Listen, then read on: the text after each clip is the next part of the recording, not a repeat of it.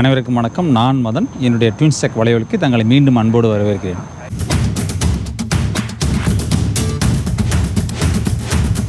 தம்ப்நெயில்லே நீங்கள் பார்த்துருப்பீங்க, Bajaj Pulsar NS200 model.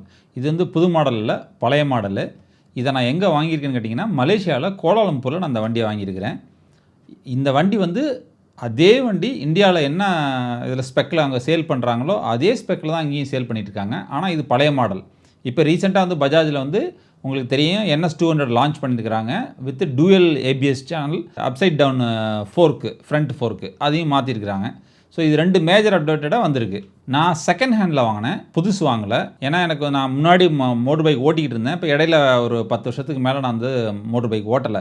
So எனக்கு வந்து ஒரு பழக்கம் வரணும், அதனால் ஓட்டி பார்க்கணும் அப்படின்றதுக்காக புதுசு வாங்குறதுக்கு பதிலாக பழசு வாங்கியிருக்கிறேன். இப்போ இந்த வண்டி நான் வாங்கினதுக்கப்புறம் பார்த்தாக்கா இந்த வண்டி ரொம்ப அருமையாக இருக்குது, பவர் ரொம்ப நல்லா இருக்குது. ஸோ இந்த வண்டியில் நம்ம வந்து கொஞ்சம் விளாக் பண்ணலாம் அப்படின்னு ஒரு ஐடியா பண்ணியிருக்கிறேன். எனக்கு நம்ம வந்து இப்போ ஹெட்ஷாட்டே நான் எடுத்துக்கிட்டு இருக்கிறேன். இதில் ஸ்டுடியோலே உட்காந்துக்கிட்டே நான் வந்து எல்லாமே பேசிகிட்டு இருக்கேன். மேபி உங்களுக்கு போர் அடிக்கலாம், ஒரே மாதிரி நான் சொல்லிட்டு இருக்கிறது. கொஞ்சம் டிஃப்ரெண்ட்டாக இருக்கணும் அப்படிங்கிறதுக்காக கொஞ்சம் கேமரா தூக்கி வெளியிலையும் போகலாமே அப்படின்ற ஒரு ஐடியா தான் இந்த ட்ராவலையும் இடையில நம்மளுடைய மெயின் கண்டென்ட் பார்த்தீங்கன்னாக்கா இந்த ஃபோட்டோவை பற்றியும் வீடியோ பற்றி கேமரா கேட்ஜெட்ஸ் பற்றி மட்டும்தான் இருக்கும், மெயினாக இருக்கும். ஸோ இடையில நம்ம வந்து ஒரு ட்ராவல் விளாக் போட்டு கொஞ்சம் உங்களுக்கு போர் அடிக்காமல் இருக்கிறதுக்கு இந்த மலேசியாவை நம்ம எக்ஸ்ப்ளோர் பண்ணி காமிக்கலாம் அப்படின்றதுக்காக இந்த விளாக் சீரீஸை நான் ஆரம்பிச்சிருக்கிறேன்.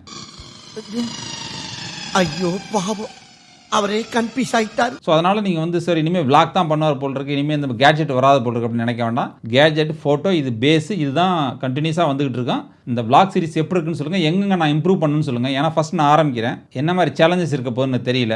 பைக் வாங்கியாச்சு, இந்த பைக்கு நான் காமிக்கிறேன் பாருங்கள், ஸ்க்ரீனில் வரும். இந்த பைக்கை நான் வாங்கும்போது பார்த்தீங்கன்னா தெரியும், நான் சைடில் ஃபோட்டோவில் போடுறேன், அந்த ஃபோட்டோவில் பாருங்கள். அந்த பைக்கை நான் வாங்கும்போது பின்னாடி வந்து ஒரே ஒரு ஜிவி பாக்ஸு, அது மட்டும்தான் வந்து ஒரு அக்சசரிஸாக போட்டிருந்தாங்க, வேறு எந்த அக்சசரிஸும் இல்லை. ஸ்க்ரீனில் பார்க்குற ஃபோட்டோ எல்லாமே எனக்கு வந்து நான் வாங்குறதுக்காக நான் கால் பண்ணி பேசினப்ப வந்து ஆன்லைனில் அட்வர்டைஸ்மெண்ட் கொடுத்துருந்தாங்க. நான் கூப்பிட்டு பேசினேன். அப்போ அவங்க வந்து எனக்கு வந்து வண்டியை காமிச்சாங்க. ஸோ வண்டியை பார்த்தேன், வண்டி எனக்கு வந்து பிடிச்சிருந்துச்சி. நான் எதிர்பார்த்த கலர் வந்து ரெட்டு இல்லைனா கிரே இந்த மாதிரி பார்த்தேன். ரெண்டு கலருமே அவைலபிளாக இல்லை. ஏன்னா செகண்ட் ஹேண்டில் வாங்கும்போது அதில் என்ன வருதோ அதை நான் வாங்க முடியும். அப்படி பார்க்கும்போது பார்த்தீங்கன்னா இந்த கலர் வந்து பம்பிள் பி எல்லோன்னு சொல்லுவாங்க இல்லையா. ஸோ கொஞ்சம் ஒரு மாதிரி ரொம்ப அடிக்கிற மாதிரி தான் இருந்துச்சு. பட் அதை எடுத்து பார்க்கும்போது கொஞ்சம் ரொம்ப அட்ராக்டிவ், கலர் நல்லா கிட்ட எடுத்து கொஞ்சம் ஒரு ரவுண்ட் ஓட்டி பார்த்தேன், ரொம்ப அட்ராக்டிவாக இருந்துச்சு. எல்லாருமே திரும்பி பார்த்தாங்க வண்டியை.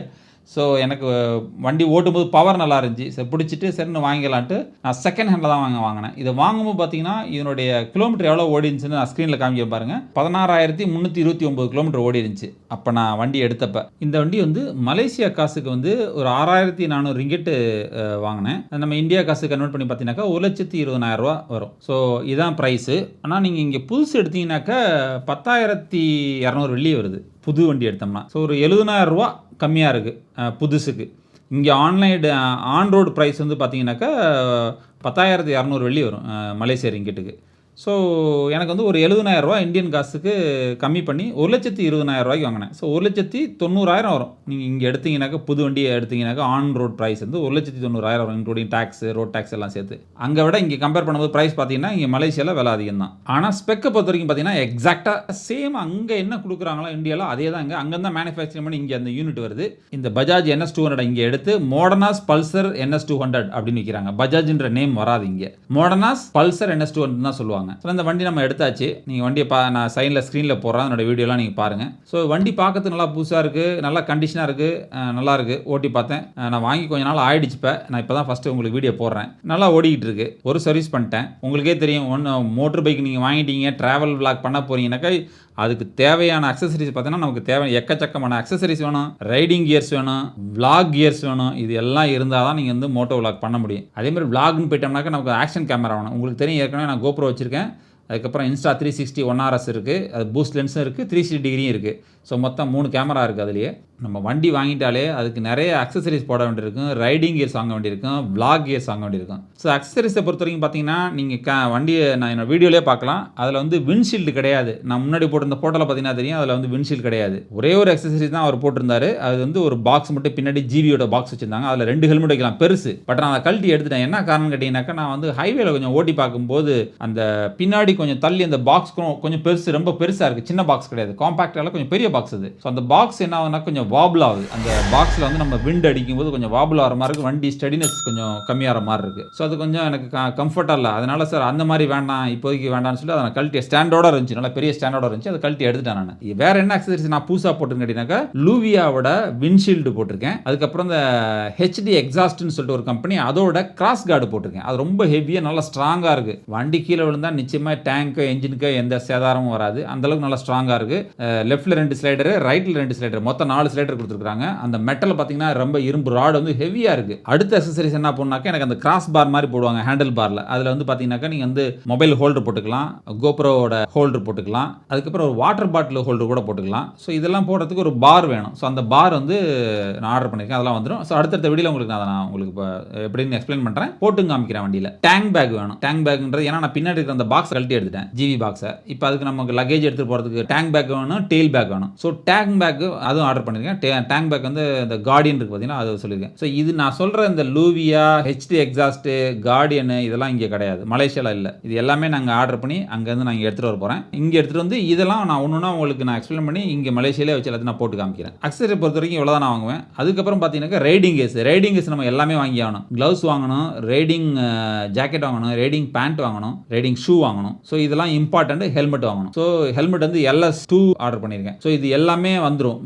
எல்லாமே மெட்டீரியல்ஸ் எல்லாம் ஆர்டர் பண்ணிட்டேன். இது எல்லாமே வந்துடும். ஸோ வர நான் ஒன்று உங்களுக்கு வந்து நான் அன்பாக்சிங், அது எப்படி இருக்குது, குவாலிட்டி எப்படி இருக்குது, அதை பற்றி ஒரு ரிவ்யூ நான் உங்களுக்கு சின்ன ஷார்ட் ரிவ்யூ நான் போடுறேன் உங்களுக்கு. ஸோ இதெல்லாம் பார்க்கலாம். அதுக்கு அடுத்த விளாக் கியர்ஸ்ன்னு பார்த்தோம்னாக்க, நம்ம உங்களுக்கு தெரியும் விளாக் கியர்ஸ் வந்து ரொம்ப இம்பார்ட்டன்ட் வந்து கேமரா. என்கிட்ட கோப்ரோ ஆக்ஷன் கேமரா இருக்குது, இன்ஸ்டா 360 கேமரா இருக்குது, இன்ஸ்டா 360 1RSல பூஸ்ட் லென்ஸ் உள்ள அந்த கேமராவும் இருக்குது. ஸோ இது தாராளமாக போதும் விளாகுக்கு. அதுக்கப்புறம் நம்ம வந்து ஒரு ப்ளூடூத் இன்டர்காம் வாங்க வேண்டியிருக்கும். ஏன்னா நம்ம ட்ராவல் பண்ணிட்டு இருக்கும்போது உங்களுக்கு ஃபோன் அடிக்கடி வரும். ஸோ அதுக்கு வந்து ஃப்ரெண்ட்ஸுங்களோட நம்ம கனெக்ட் பண்ணி போனாக்கா அது வந்து இன்டர்காம் வந்து ரொம்ப யூஸ்ஃபுல்லாக இருக்கும். ஸோ அது ஒரு இன்டர்காம் ஒன்று வாங்கணும். ஸோ இது மட்டும் தான் பர்ச்சேஸ் பண்ணணும். ஸோ இதெல்லாம் வாங்கிட்டோம்னாக்கா நமக்கு ஃபுல்லாக எல்லாமே எக்யூப்டாக ஃபுல் கியரு ஃபுல் செட்டப்பில் நமக்கு ரெடி ஆயிரும். ஸோ நம்ம வந்து மலேசியாவில் சில இடங்களை நம்ம வந்து எக்ஸ்ப்ளோர் பண்ணி பார்க்கலாம். ஸோ அதை நான் விளாகாக கொடுக்குறேன், நீங்கள் பார்த்துட்டு எப்படி இருக்குன்னு சொல்லுங்கள். ஸோ எந்த இடத்துல நான் இம்ப்ரூவ் பண்ணணும், எப்படி நம்ம அதை நம்ம இம்ப்ரூவ் பண்ணலாம் அப்படிங்கிறத கமெண்ட்டில் சொல்லுங்கள். இங்கே இந்த மாதிரி செகண்ட் ஹேண்டில் வண்டி வாங்குறதும் ட்ரான்ஸ்ஃபர் பண்ணுறதும் ரொம்பவும் ஈஸியான ஒரு வேலைங்க. அங்கே மாதிரிலாம் இங்கே ஏஜென்ட்டு அது எதுவுமே கிடையாது, லஞ்சம் கிடையாது,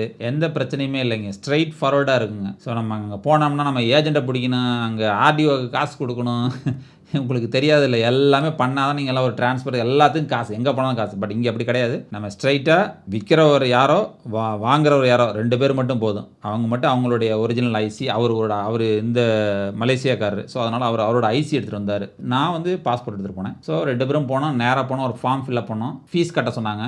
ஒரு கம்மியான ஃபீஸ் தான், அந்த ஃபீஸை கட்டினோம். ஒரு 5 நிமிஷம் இல்லை, டக்குன்னு கம்ப்யூட்டரில் அடித்தாங்க, எடுத்து பிரிண்ட் அவுட் கொடுத்தாங்க. அவர் பேர்லேருந்து என் பேருக்கு மாறிடுச்சு, சர்டிஃபிகேட் கொடுத்துட்டாங்க, முடிஞ்சு வேலை. அப்படியே வெளியில் வந்தான். அவருக்கு எவ்வளோ பணம் தேவையோ நான் எவ்வளோ அமௌண்ட் பேசியிருந்தேனோ அந்த அமௌண்ட் அப்படியே ஆன்லைனில் ட்ரான்ஸ்ஃபர் பண்ணேன், அக்கௌண்ட்டில் செக் பண்ணிட்டாரு, அவ்வளோதான். நான் வண்டி எடுத்தேன், வண்டியை ஓட்டிட்டு வந்துட்டேன், முடிஞ்சது வேலை. ஜஸ்ட் ஒரு 10 நிமிஷம் தான். நான் அந்த ஜேபிஜேன்னு சொல்லுவாங்க அந்த ஆஃபீஸில் இருந்தேன். அது அங்கே ஆர்டிஓன்னு சொல்கிறோம் இல்லையா, அது இங்கே வந்து ஜேபிஜேன்னு சொல்லுவாங்க. ஸோ அந்த ஆஃபீஸில் போய் இந்த வேலையெல்லாம் முடிச்சுட்டு 10 நிமிஷத்தில் வந்துட்டேன். ரொம்ப சிம்பிளாக, சுலபமாக, லஞ்சமே இல்லாமல், எந்த ஹராஸ்மெண்ட்டும் இல்லாமல் ரொம்ப ஈஸியாக முடிஞ்சிச்சு. இந்த மாதிரி எப்போ தமிழ்நாட்டிலலாம் இந்த மாதிரி சிஸ்டம் வரப்போகுதுன்னு தெரியல. அவ்வளோதாங்க.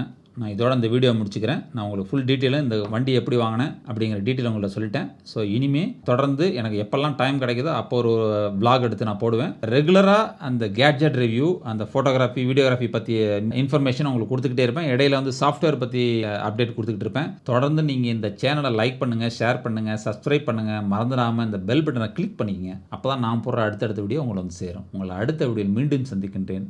நன்றி, வணக்கம்.